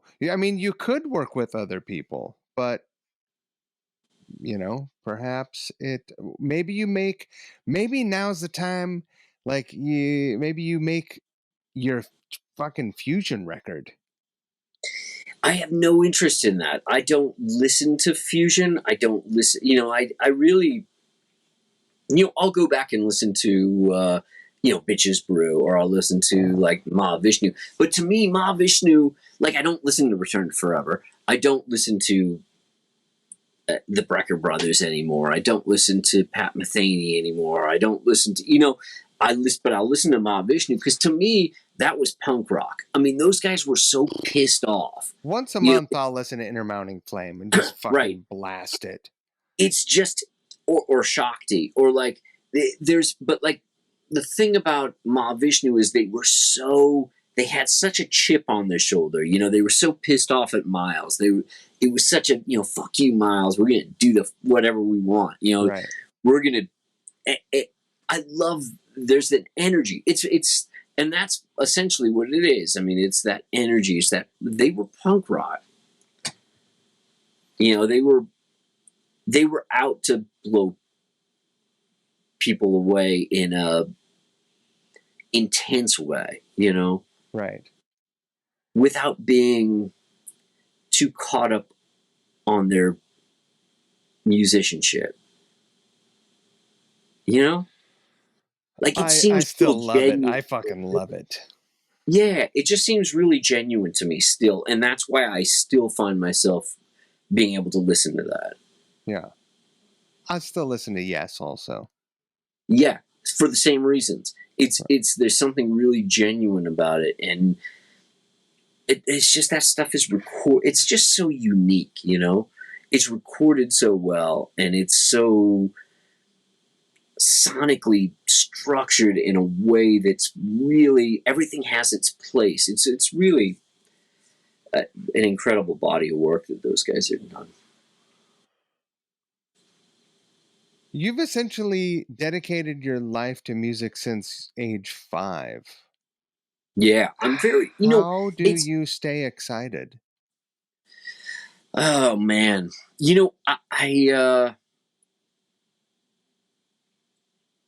I never thought there would be a time in my life where I wasn't excited about music. But man, honestly, now, like, I find myself listening to news more than than I listen to music. There's just, because it doesn't, I don't know. I go through phases. And I'm always looking for something to inspire me. I'm looking for something new. And there is a lot of great stuff out now. I mean, Well, if you want to make some really dark music, you should listen to the news right now. yeah, yeah. Um, I just did something really cool. I got to play with Mdu Mokhtar. Oh, And fuck. I like, that's something that's exciting to me. Like, that was such a cool experience. I had tickets to see him in Nashville at Jack White's place, uh-huh, because that festival got canceled. There was like right, right, I don't remember what happened. I happened to be in Nashville. I bought tickets. It sold out, and then I got cold feet because I had taken a walk down the street, and it was just like they never even heard of masks right. down there. Yeah, They didn't know masks existed. And yeah, I was like, fuck, you know. I don't want to get into I don't want to do this. yeah. So I didn't see the show. Were they? So I saw them a couple weeks ago here in St. Louis. They were playing with. They were opening for Parquet Courts, who's a band I really like. And I had just played with them the week before in New York, and they'd asked me to sit in with them in St. Louis. And then I called on the day of the show, and they're like, "Oh my god, we can't even do sound check today." I was like, "You guys don't worry about it. I'm going to come see you anyways." So I just went and saw the show, Right. and it was so awesome. They're great. What a band. Yeah, they're awesome. For people who do not know, because surely there will be some folks, will you explain to them uh, who he is and what? He's a guitar player, singer, songwriter from Niger. Is that right? I believe so. Yeah, and I think they're on Matador Records. Yeah. And man, he's sort of a guitar hero, like, but it's very much African. In a fierce, raw way, he's a guitar hero.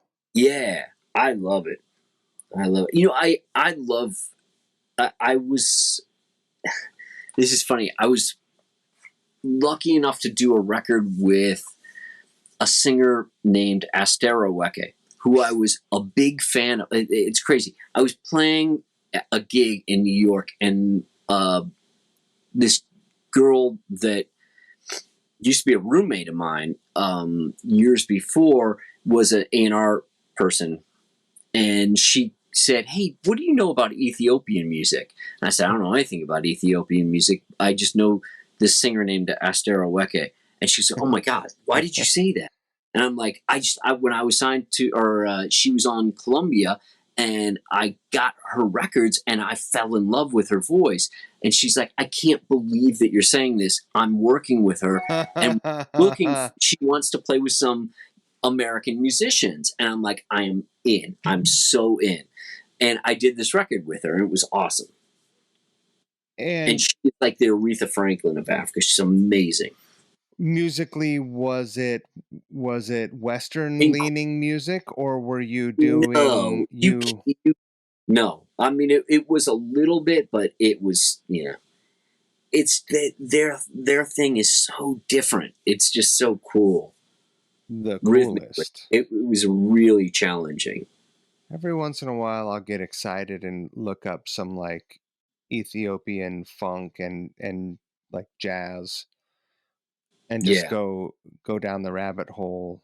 Mm-hmm. There's a great next time you are in Brooklyn, there is a record store like south in Brooklyn, like down lower than Jimmy's spot, I think, lower than the guitar store. Uh-huh. And it's all Afro pop and jazz vinyl, and it's fucking radical. Yeah, that's the spot. Right on. Yeah, check that out. So you stylistically had to jump fences again and just like, all right, I'm gonna get into this and I'm gonna deliver a convincing. I mean, I've always loved doing, like, I always try and, if it's outside of my comfort zone, I want to do it because right. It's like I like rising to that challenge. I really want to go listen to that record. I know I'm going to walk away a better musician. You know what I mean? So, when was the last time you felt like you got your ass kicked, or you had where you felt challenged and you had to rise to the occasion? 2 weeks ago with Mdu.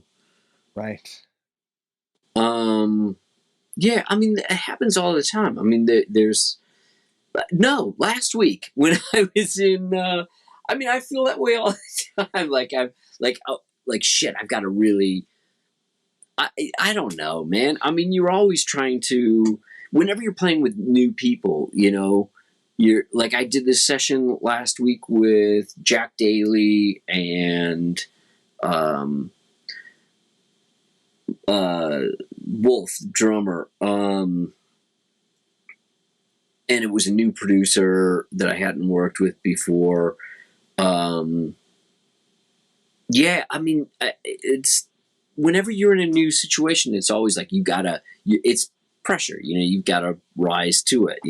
Sure. I still feel. I think that is what makes you great and what keeps you great, and I think it's great for people listening to hear that also, because I think it would be easy for someone to assume that someone who can operate at your level would not feel challenged, week to week. No, I always, yeah. I mean, it might not be tough music that you're playing, or it might not be, but you still want to bring it to a different level. You still want to be able to really contribute and feel like they got their money's worth hiring you. You know what I mean? Sure. I guess that's why you keep getting hired. And I'm sure Slash would tell you the same thing. Right. Every time he goes in to sit in with somebody, that's pressure, and it's something that you really have to. No matter how, I mean, yeah, he's Slash and he's a legend, but he also takes great pride in what he does and wants it to be great. Right. Yeah, in other words, he ain't phoning it in. No matter what he does, if he's sitting in with somebody at a NAMM show or Right. Have you always been? I'm not gonna keep you on forever, I promise. Have you always been a gearhead?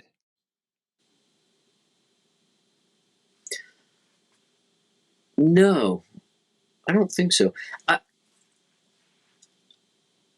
It's a means to an end, you know. Right. I think, and when I started, like with, it's funny. I recently the drummer. I just did a reunion show not long ago with my first band that I was telling you about, right? Oh, rad. Pale Divine.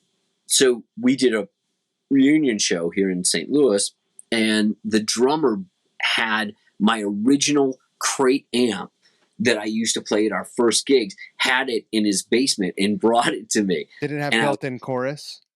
no, pre built-in chorus. But it was solid state, you know, and I was like, what the fuck am I going to do with this?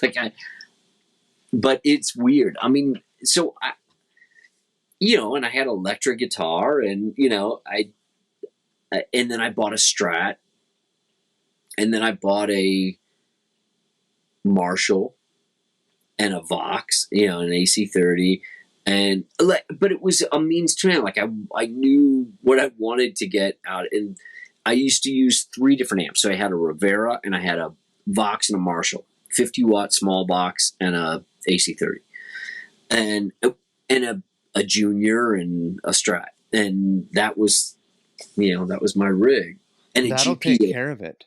and a GP8, and I had this really archaic MIDI switching system, where I could switch between the amps and Right. I mean, that's pretty advanced. You're talking about the 90s, right?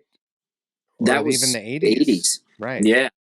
Late 80s. So yeah, at that time, I mean, and I was trying to cover certain ground, and yeah, but I was surrounded by guys that were gearheads. Like one of my good friends, Obed, that designed all the new Magnetone stuff. He did all the old Ampeg stuff, but we were playing in bands together, and I would always take my amps to him, and and he lives up the street from me, and we're together all the time, but it's guys like that I grew up with that had an understanding of Marshalls and why they were so incredible, and what years were the best, and what Fenders were the best, and what Right. you know what I mean. So I was just around it. Do you still have a large guitar collection? We kind of started off by talking about how when you came to be capable of acquiring your fantasy guitars, you sort of sought them out. Some of them were Right. disappointing. Are any of those guitars? So last year, I think, year and a half ago, 2 years ago, last year, I did a big, in 21, I did a big sale with Chicago Music Exchange, and I sold off over 300 pieces. Wow. Of amps and guitars, and bought. So I sold off all that stuff, like the BC Rich, like the Iceman. I sold off a bunch of stuff, like a couple of 68 Les Pauls. I had like 6 Juniors. I sold 5 of them and kept my favorite one. Kept my favorite Strat. Kept my favorite few Tellys.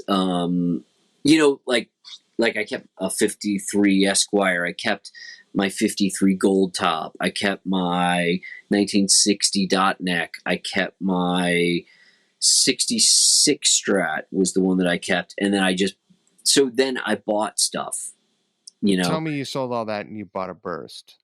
I bought a Burst. I bought a pre-war D28. I bought a 58 335 the first year in natural. Like it's super, super rare, and like the whole, I mean, next to a Burst, it's like That's sort of the holy grail of Gibsons. Hen's teeth. What's that? Hen's teeth. Yeah.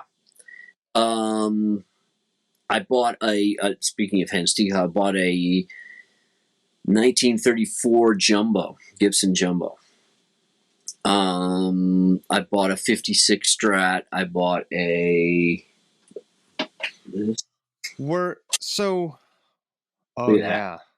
60. 60. Yeah, slab board, custom.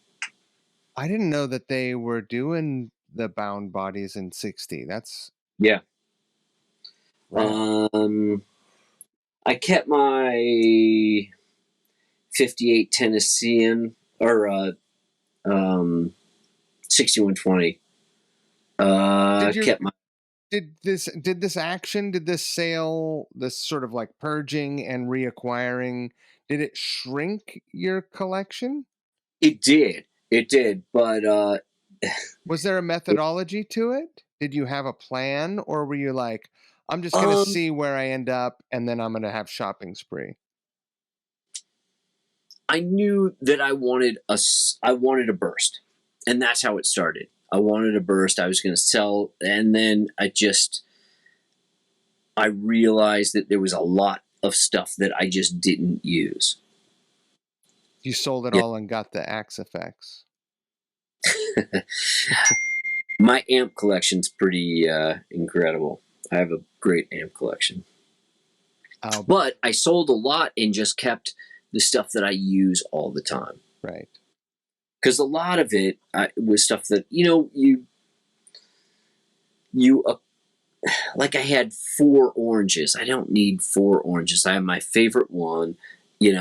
I had 3 Summer Zodiacs. I don't need 3. I kept my favorite one. But it was emotionally draining, to go through all these guitars that some of them I'd had since I was, 16, 17. Right. And to part with them. But, I kept my favorite Junior. I kept the stuff that I was going to use. I recently bought a 62 ES-175 too. Talking about, living out your Steve Howe Jones. Right. In the Yes video, I was super stoked that the folks playing the guitars, people pretty much played instrument appropriately. It was great. I didn't have that guitar at that time. Right. But did he use that guitar for those leads? Yeah. Wow. He used that guitar like a lot. That was his thing. He also played a Telly. But I mean, he played, those are PAFs, and he was playing through a twin, It's a tough tone to emulate. Right. It's pretty, yeah. I absolutely love what you put on there. It's like, oh, cool. It's vicious, and man, there are elements like talking to Steve Stevens about it. I couldn't fuck with that solo. Like, it's so ingrained in me that I had to just do it as it is. You put a little bit of your flavor in there, and it's really I was cool. Pretty faithful. Yeah, I was pretty faithful to it, because you can't. To me, it's like part of the song. It's like changing the melody. I can't. Well, didn't Wilco cover a Yes song? Didn't they cover Long Distance Runaround? Someone did. Someone covered Long Distance Runaround in the 90s as like a downer alt country song. I'm almost certain of it.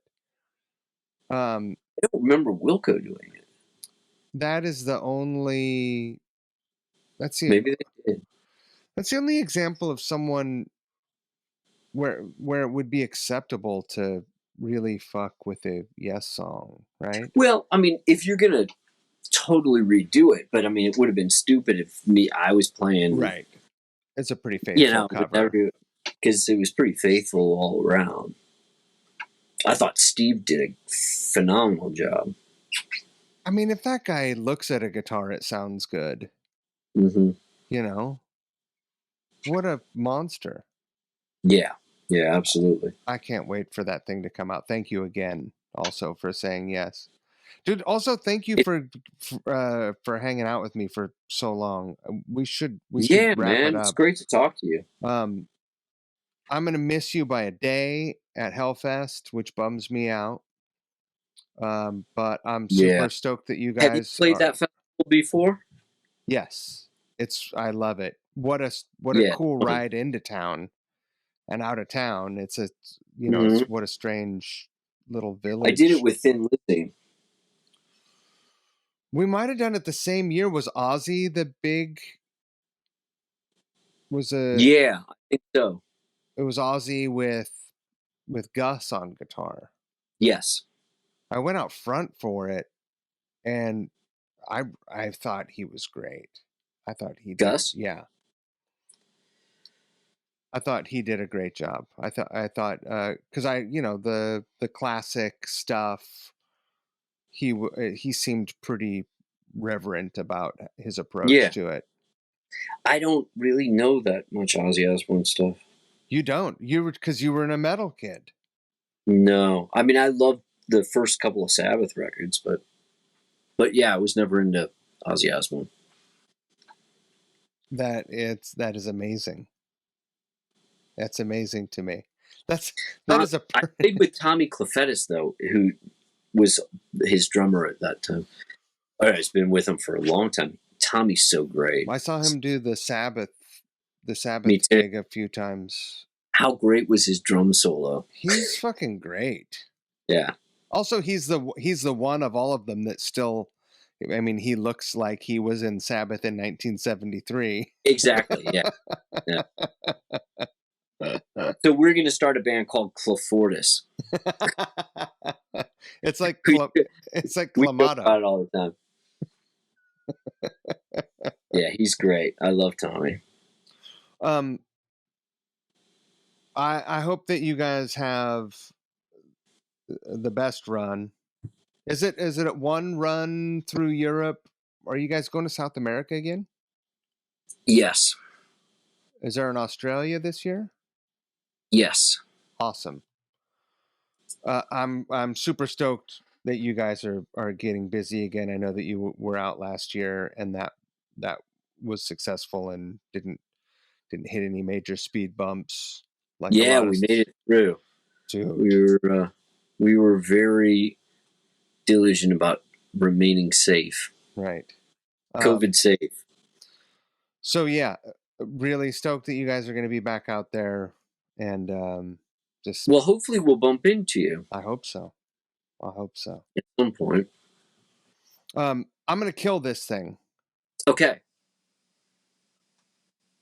I got